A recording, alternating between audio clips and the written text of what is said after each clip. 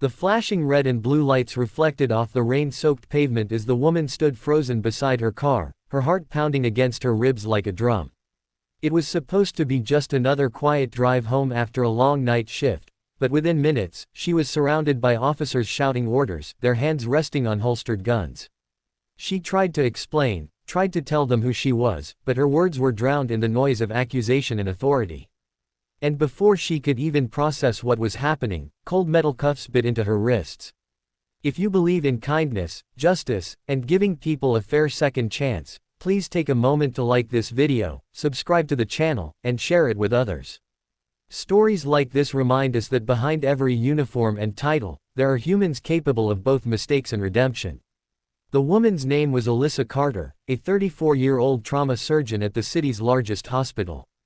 Her hands, those same hands now bound behind her back, had saved hundreds of lives. She had just finished a 20-hour surgery rotation, treating victims of a pile-up on the highway. Exhausted, drained, and half awake, she had driven home slowly through the storm. But when the flashing lights appeared behind her, she thought maybe one of her taillights was out. Instead, it turned into a nightmare she could never have imagined.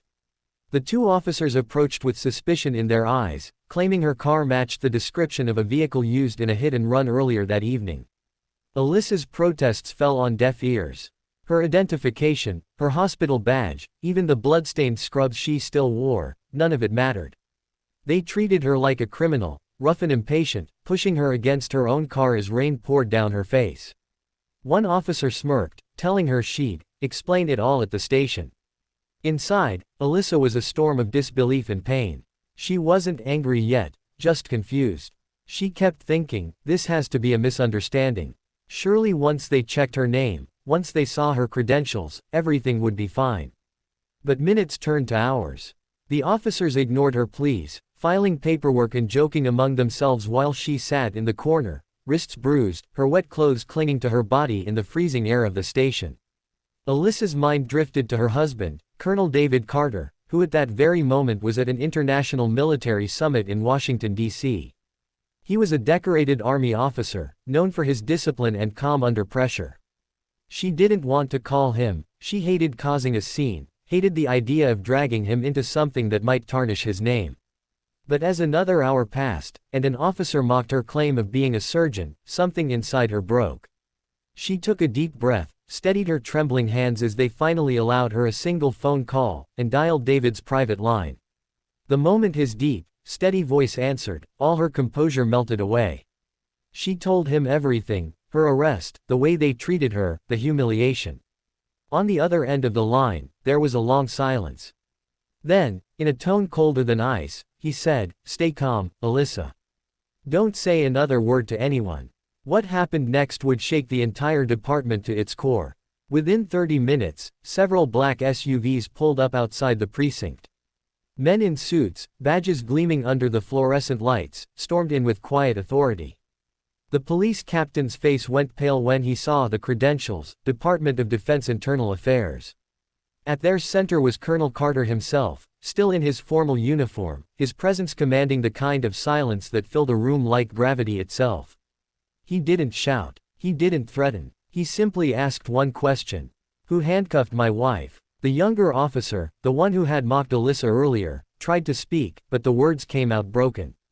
David turned his gaze to Alyssa, her wrists red, her hair soaked and clinging to her face, and the smallest flicker of pain crossed his otherwise unreadable expression. Then he looked back at the officers and said quietly, "You just unlawfully detained a federal trauma specialist who has top-level clearance for military medical operations. You didn't just handcuff my wife, you handcuffed the woman who saved the life of my commanding general last year." The room fell silent. No one breathed. The captain tried to intervene, mumbling about mistaken identity, about procedures, but it was too late. The DoD officials began taking statements, pulling security footage, checking time logs. Within hours, every detail of the wrongful arrest was documented. The office's body cams showed how Alyssa had been respectful, compliant, and cooperative. There was no probable cause, no valid match, just two overzealous officers assuming the worst. But David didn't stop there. He wasn't seeking revenge, he was seeking accountability. When the story reached the media, the truth came out. People were outraged, not just because Alyssa was the wife of a colonel, but because she was an ordinary citizen treated like a suspect without proof. She had spent her life saving others, and yet no one believed her when she needed help. In the following weeks, the department faced an internal investigation.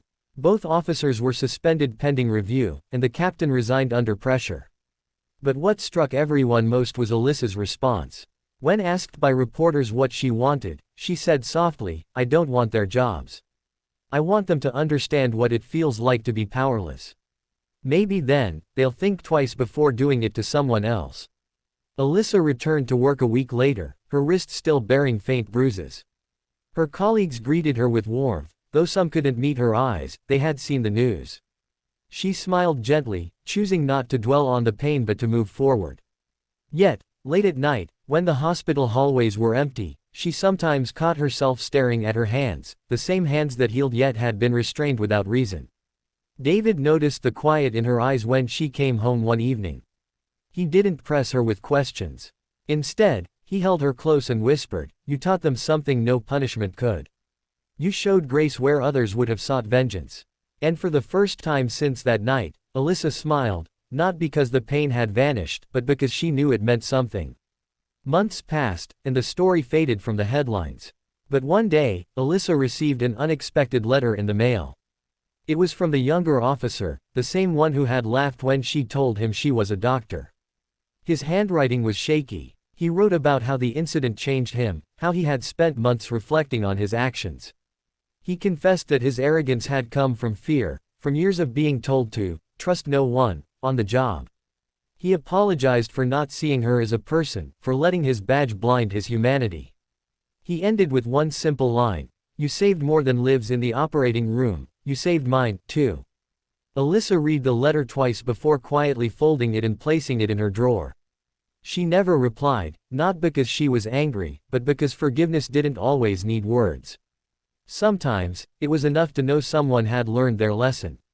The night air outside was cool when she stepped out onto her porch. The city lights shimmered in the distance, reflecting off the calm river. She thought about how fragile everything was, reputation, authority, justice, and how easily fear could turn protectors into oppressors. But she also believed that change was possible, that even the harshest lessons could lead to better hearts. And maybe, she thought, that was her purpose all along. If this story touched your heart, please like, share, and subscribe. Let's remind the world that compassion and respect should never depend on uniforms or titles. We all deserve to be seen, to be heard, and to be treated with dignity. Before we end, I have a small request. Comment below with one word that describes how this story made you feel. Your voice matters more than you know. Alyssa's story remains a quiet reminder that sometimes, the most powerful justice isn't in the courtroom, but in the courage to forgive and the strength to stay kind in a world that forgets what kindness looks like. And for those officers, the night they handcuffed the wrong woman became the night they learned what true honor really meant. Because in the end, it wasn't their punishment that ended their careers, it was the weight of conscience that changed them forever.